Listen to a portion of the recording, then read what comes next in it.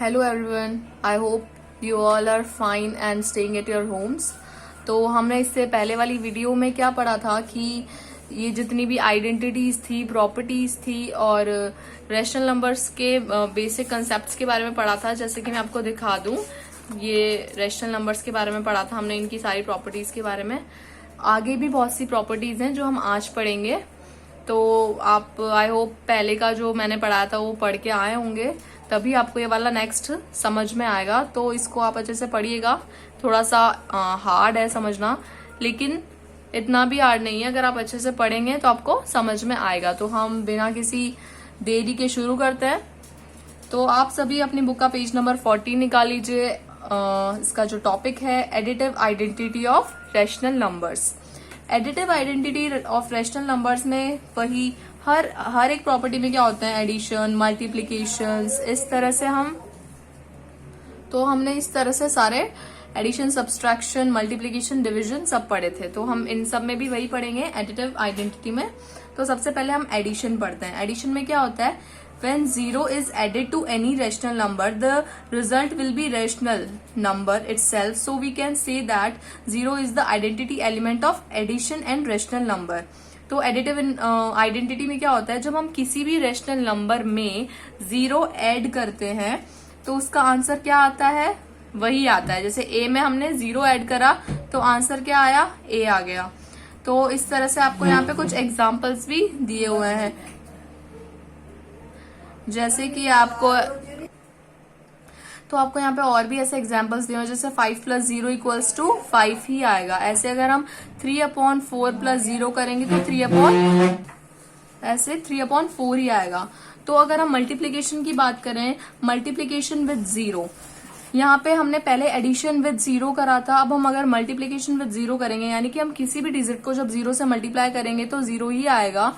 तो ऐसे ही अगर हम रैशनल नंबर्स की बात करें तो रैशनल नंबर को 0 के साथ मल्टीप्लाई करने पे भी क्या आएगा, 0 आएगा। तो इसका क्या मतलब हुआ कि ये क्या है, identity element for the addition of rational number है। ठीक है। अगर अब हम मल्टीप्लीकेटिव आइडेंटिटी की बात करें, मल्टीप्लीकेटिव आइडेंटिटी में क्या होता है, in any rational number is multiplied by 1, then we get the same rational number. That means only one called multiple identity. अगर हम P/Q into 1 कर रहे हैं तो क्या आंसर आएगा, P/Q आएगा। यहाँ पे आपको कुछ एग्जाम्पल्स दिए हुए हैं जो कि आप अपनी बुक में देख सकते हैं। 8 × 1 = 8 एंड 1 × 8 = 8। 8 को हम 1 से पहले मल्टीप्लाई करें या फिर बाद में मल्टीप्लाई करें, वही आएगा। तो ये क्या कहलाती है, multiplicative identity of rational numbers.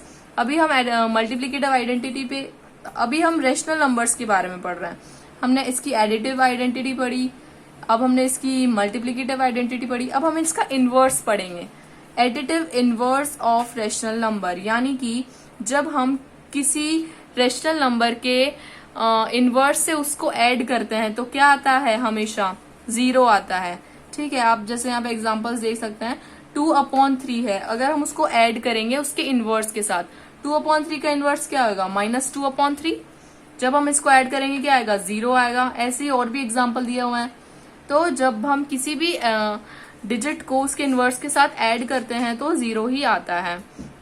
ऐसे ही मल्टीप्लीकेटिव इनवर्स में क्या होगा, जब हम P/Q के मल्टीप्लीकेटिव इनवर्स के साथ अगर मल्टीप्लाई करेंगे तो आंसर क्या आएगा, हमेशा 1 आएगा, क्योंकि P। ठीक है। तो जैसे हमने यहाँ पे आप देख सकते हैं, every known 0 rational numbers P/Q has its multiplicative inverse. P/Q का मल्टीप्लीकेटिव इनवर्स क्या होगा, Q/P। सीधा रेसिप्रोकल कर देंगे। ठीक है। तो जब हम अपन P/Q को Q/P से मल्टीप्लाई करेंगे तो ये दोनों एक दूसरे से कट जाएंगे, तो आंसर क्या आ जाएगा, 1 आ जाएगा। ऐसे ही यहाँ पे दूसरा एग्जांपल भी दिया हुआ है, 5 का मल्टीप्लीकेटिव इनवर्स क्या होता है, 1/5। तो जब हम इनको एक दूसरे को मल्टीप्लाई करेंगे आपस में तो इसका आंसर क्या आएगा, 1 आएगा। ऐसे ही 4/6 का मल्टीप्लीकेटिव इनवर्स क्या होगा, इसका रेसिप्रोकल 6/4। जब हम 4/6 को 6/4 से मल्टीप्लाई करेंगे तो क्या आएगा, 1 आएगा। तो ये अभी तक रैशनल नंबर्स की कुछ आइडेंटिटीज दी हुई थी। अब हम कौन सी प्रॉपर्टी पढ़ेंगे, हमने इसके पहले कौन कौन सी प्रॉपर्टी पढ़ ली है। क्लोजर प्रॉपर्टी पढ़ ली है, associative property, additive identity, multiplicative identity, additive inverse, multiplicative inverse, associativity, ठीक है, कम्यूटेटिविटी, ये सब प्रॉपर्टीज हैं जो आपको याद रखनी है, आपके दिमाग में रखना है। इससे बिल्कुल डायरेक्ट क्वेश्चंस नहीं बनते हैं, लेकिन जब हम इनको क्वेश्चंस को सॉल्व करते हैं तब बीच बीच में ये यूज आती हैं, ठीक है। अब हम एक प्रॉपर्टी और रह रही है, बाकी सारी प्रॉपर्टीज हो चुकी हैं। पेज नंबर 15 में जो ये आपको नीचे की तरफ 1.16 पॉइंट जो दिया हुआ है, ये देखिए, distributive property of multiplication over addition for rational numbers. अब हमने यहाँ पे डिस्ट्रीब्यूटिव प्रॉपर्टी में क्या होता है, यहाँ पे हमें 3 रैशनल नंबर्स दिए हुए हैं, ठीक है। इनको हम क्या करेंगे, ऐड करेंगे। अगर यहाँ पे 5/4 है, इसको हमने जो रिमेनिंग जो डिजिट्स हैं -2/8 एंड -3/5 इनको ऐड कर लिया ब्रैकेट में लेके, फिर इनको ऐड करके किससे मल्टीप्लाई करवा दिया हमने, 5/4 से। तो आंसर कितना आया हमारे पास, आंसर आया हमारे पास -17/16। और इसी को हमने किस तरह से करा है, इसी को हमने थोड़ा डिफरेंट वे में कर लिया। इसको जैसे यहाँ पे क्या किया, ब्रैकेट में साथ में ले लिया, लेकिन पहले इनको क्या किया, 5/4 को इससे मल्टीप्लाई करवाया -2/8 से, और जब 5/4 को -3/5 से मल्टीप्लाई करा के लिखा है यहाँ पे, ठीक है। तो हमें ये है कि हम इनको इस तरह से करें या फिर इस तरह से करें, दोनों ही तरह से करेंगे तो आंसर क्या आ रहा है हमारे पास, सेम ही आंसर आएगा। जैसे आप देख सकते हैं यहाँ पे इधर भी क्या आ रहा है, -17/16, इधर भी आ रहा है -17/16। तो this property is called distributive property of multiplication over addition. तो इस प्रॉपर्टी को हम क्या बोलते हैं, डिस्ट्रीब्यूटिव प्रॉपर्टी बोलते हैं, मल्टीप्लीकेशन ओवर एडिशन। तो इसका अपन को ये भी कंक्लूजन भी दिया हुआ है, a into B plus C is equals to a into B plus a into C. यानी कि हम सबसे पहले b प्लस सी को ऐड करके फिर अगर हम a से मल्टीप्लाई करेंगे तो भी वही आंसर आएगा, और या फिर पहले a को b से करेंगे, फिर a को c से करेंगे, फिर देन इनको ऐड करेंगे तो भी क्या आएगा, आंसर सेम ही आएगा। तो ये कौन सी प्रॉपर्टी होती है, distributive property of multiplication over addition for rational numbers. अब हमें यहाँ पे दिया हुआ है determination of the rational numbers between 2 given rational numbers. So students, आप देख सकते हैं बोर्ड पे जो लिखा हुआ है, मैं अभी आपको एक्सप्लेन करूंगी। यहाँ पे क्या लिखा हुआ है, एवरेज और arithmetic mean of A and B is equals to a plus b/2। यानी कि अगर आपको अर्थमेटिक मीन निकालना है या फिर एवरेज मीन निकालना है, अगर आपको 2 रैशनल नंबर्स दिए हुए हैं, जैसे कि आप मान लीजिए a और b, आपको यहाँ पे 2 रैशनल नंबर्स दिए हुए हैं, और अगर आपको इसका एवरेज और अर्थमेटिक मीन निकालना है तो आप किस फॉर्मूले से निकालोगे, a प्लस b/2 से, ठीक है। ये आपका पूरी एक्सरसाइज में सबसे यूजफुल फॉर्मूला है, इसको आप लर्न कर लीजिए। ये जो भी मैंने पॉइंट्स लिखे हुए हैं अपनी कॉपी में नोट कर लीजिए। और सेकंड पॉइंट है इसका, if a and b are 2 rational numbers, अगर a और b 2 रैशनल नंबर्स हैं, यानी कि a किससे बड़ा, b किससे बड़ा है, a से, ठीक है। हमें 2 नंबर्स दिए हुए हैं, जैसे अगर ऐसा क्वेश्चन आ जाए कि अगर आपको 2 नंबर्स दिए हैं a और b, यानी कि b अगर a से बड़ा है तो जो n रैशनल नंबर होगा वो किसके बीच में लाया करेगा, a और b के बीच में लाया करेगा। तो उसको निकालने का फॉर्मूला हमें किससे निकालना है, इस फॉर्मूले से निकालना है, a plus b minus a upon n plus 1, a plus 2b minus a upon n plus 1, comma a plus 3b minus a upon n plus 1, dot dot dot up to a plus n b minus a upon n plus 1, ठीक है। जब a और b अगर हमें इनका arithmetic और average mean निकालना है, उससे किस फॉर्मूले से निकालेंगे, फर्स्ट फॉर्मूला जो हमने लिखा है a प्लस बी अपॉन 2। अगर हमें a और b 2 रैशनल नंबर्स दिए हुए हैं और अगर b a से बड़ा है, अगर हमें उनके जो n रैशनल नंबर्स है वो निकालने हैं, अगर a और b के बीच में लाया कर रहे हैं, वो जो रैशनल नंबर्स अगर हमें निकालने हैं तो वो हम किस फॉर्मूले से निकालेंगे, जो हमने यहाँ पे लिखा है। ये आप सभी अपनी कॉपी में नोट कर लीजिए, ये बहुत यूजफुल है। इसके बाद हम अपन सॉल्व करते हैं, इसके बाद के जो एग्जाम्पल्स हमें दिए हुए हैं, आप एक बार या तो स्क्रीनशॉट भी ले सकते हैं ताकि आप वीडियो को देखने के बाद उतार सकें। ठीक है। सो नेक्स्ट इज हम अपनी जो बुक है उनके सॉल्व्ड एग्जाम्पल्स को एक बार देख लेते हैं। एग्जाम्पल की हेल्प से आपको और अच्छे से समझ में आ जाएगा। ये तो हो गई अभी तक की हमारी थ्योरी, ठीक है। तो ये तो थ्योरी हो गई। अब हम इस थ्योरी से जितना भी हमने सीखा है उसके बेसिस पे क्या करेंगे, न्यूमेरिकल्स सॉल्व करेंगे। तो अब अपनी बुक का पेज नंबर 16 निकाल लीजिए। 16 का example number 10, example number 10 solve करते हैं। 10, ठीक है। तो एग्जाम्पल नंबर 10 में हमसे क्या पूछ रहा है, हमें क्या फाइंड करना है, हमें फाइंड करना है वैल्यू इस तरह से कुछ दे रखी है 3/7 प्लस ब्रैकेट में -6/11 प्लस -8/12 प्लस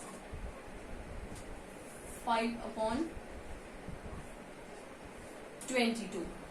ये हमारा क्वेश्चन हो गया। हमें फाइंड करना है। ये हमको क्या दे रखे हैं, रेशनल नंबर्स दे रखे हैं एडिशन में। इनको हमें और अच्छे से सॉल्व करना है। तो हम सॉल्व करने के लिए क्या करेंगे, या तो हम इनका सबसे पहले क्या ले लेते हैं, एलसीएम ले लेते हैं, ठीक है। तो एलसीएम क्या आ जाएगा, इन सबका एलसीएम 7, 11, 12, 22। इनका एलसीएम आप लेके देख लीजिए साइड में। मैं डायरेक्टली लिख रही हूँ बिकॉज आई नो दैट। इसका इन सबका एलसीएम आ जाएगा 462 एलसीएम आ गया। अब 7 की टेबल में 462 कितने टाइम्स आता है, कितने टाइम्स आता है, उसको हमें मल्टीप्लाई करना है 3 से। तो यहाँ पे डायरेक्टली 198 लिखेंगे।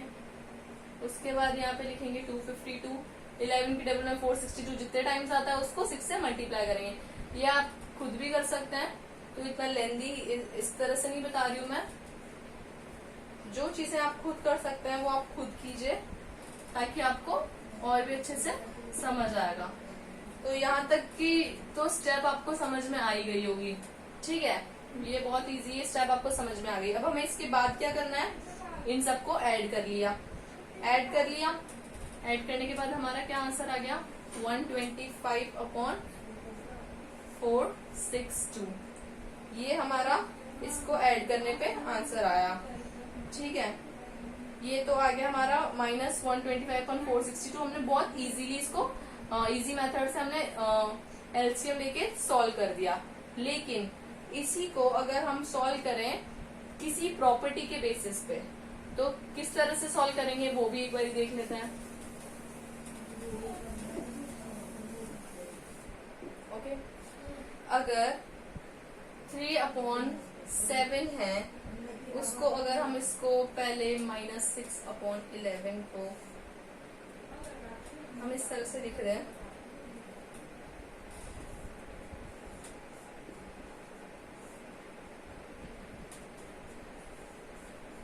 हमने इसे इस तरह से लिख दिया। तो हम जो ब्रैकेट में उनको पहले ऐड करते हैं, जो यानी कि जो ये वाली वैल्यूज होती हैं, इनको हम क्या बोलते हैं, ये जो बीच की दोनों वैल्यूज हैं 3/7, जो ये वाली वैल्यू है और इस वाली वैल्यू को हमने ऐड करा और इसको ऐड कर दें अगर हम, तो भी हमारा आंसर क्या आएगा, देखते हैं क्या आएगा, +8/12। आपको जैसा भी तरीका आपको पसंद आया, जो भी मेथड आपको पसंद आया और आपको इजी लगे, आप उसी मेथड से करिए। लेकिन मैं आपको दोनों मेथड एक बार ही बता देती हूँ। वैसे कभी कभी नॉर्मली जो ये प्रॉपर्टीज वाले फॉर्मूलाज होते हैं वो भी कभी इजी पड़ जाते हैं, कभी वो चीज इजी पड़ जाती है। तो सबसे पहले हम इनको एलसीएम ले लेते हैं, ठीक है। इनका एलसीएम क्या आ जाएगा, 21 आ जाएगा।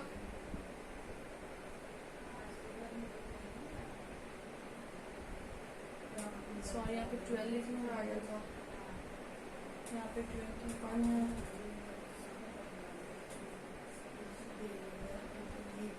21 एलसीएम आ गया इसका। यहाँ पे क्या आ जाएगा 7, 7 के टेबल में 21, 7 3 जा 21, 3 3 जा 9 प्लस -8।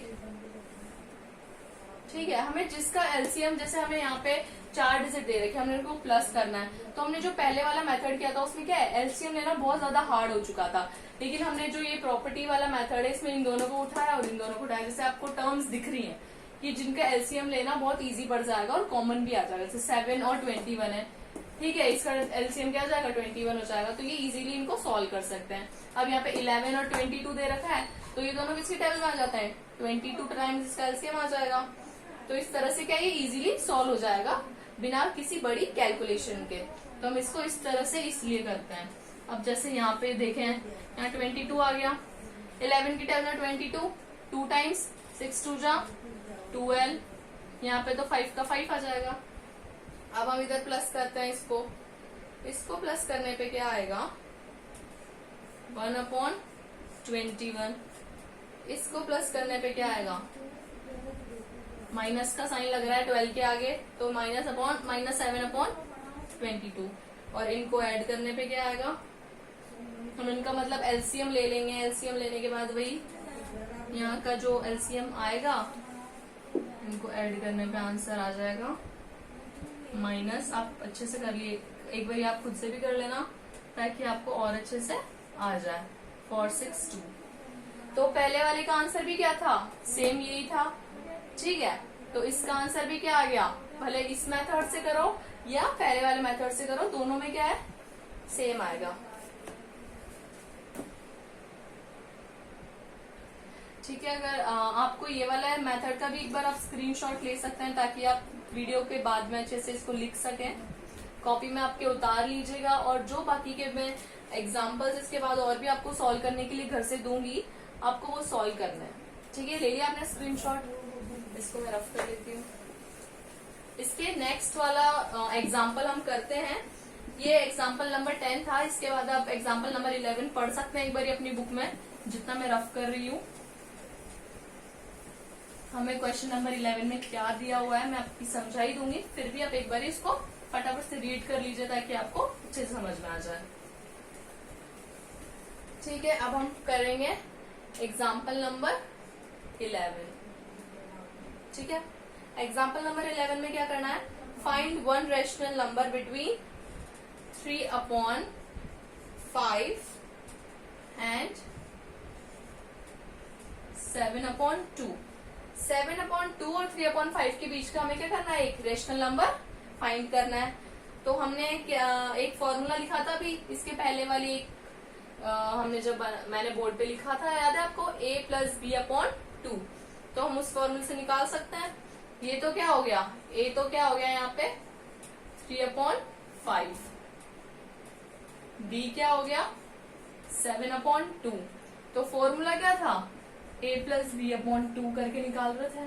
तो बस वैल्यूज पुट कर देंगे, 3/5 प्लस 7/2।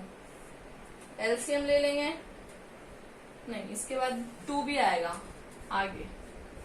अब यहाँ पे इसका जो एलसीएम ले लेंगे, एलसीएम आ गया 10, इन दोनों का 10 एलसीएम आ गया।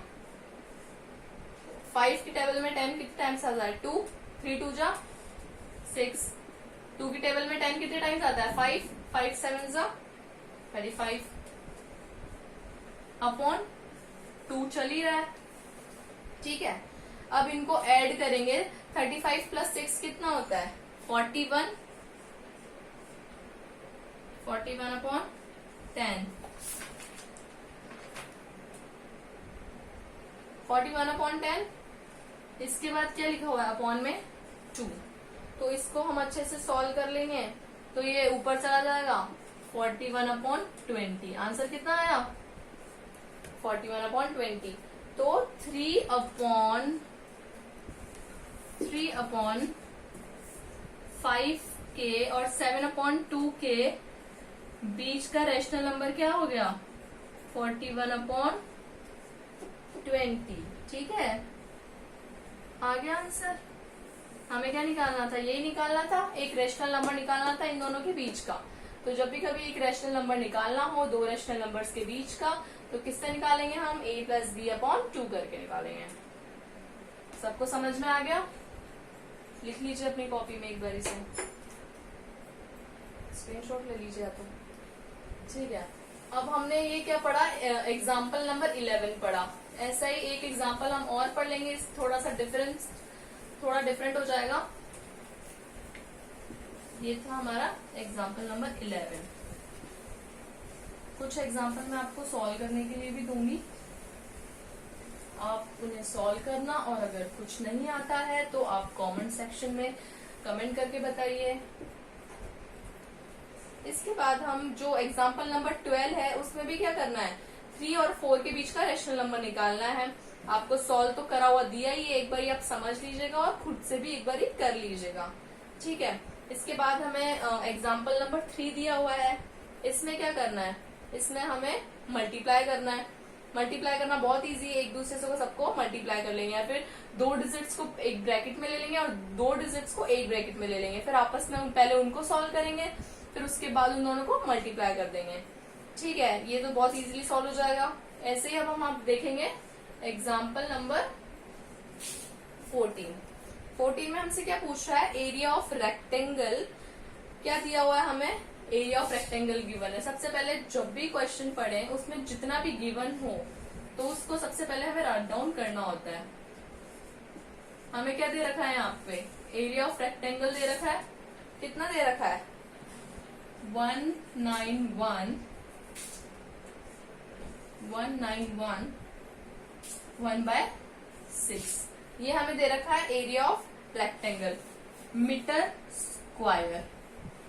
उसके बाद हमें लेंथ दे रखी है, रेक्टेंगल की लेंथ दे रखी है, if the length of rectangle is 15, 1/12 अगर हमें दे रखी है इसकी लेंथ, तो हमें क्या निकालना है, फाइंड द ब्रेथ। हमें इसकी लेंथ दे रखी है, एरिया दे रखा है, तो हमें ब्रेथ निकालना है। तो ये तो बहुत इजी है। ठीक है, आपको पता है एरिया ऑफ रेक्टेंगल कितना होता है, कितना होता है area of rectangle, length into breadth. हमें एरिया ऑफ रेक्टेंगल तो पहले से ही दिया हुआ है। ठीक है, एरिया ऑफ रेक्टेंगल कितना होता है, L इंटू बी। अब हमें लेंथ दे रखी है ये, एरिया दे रखा है ये, तो सबसे पहले हम क्या करेंगे, इनको मिक्स्ड फॉर्म से नॉर्मल फॉर्म में, सिंपल फॉर्म में कन्वर्ट करेंगे।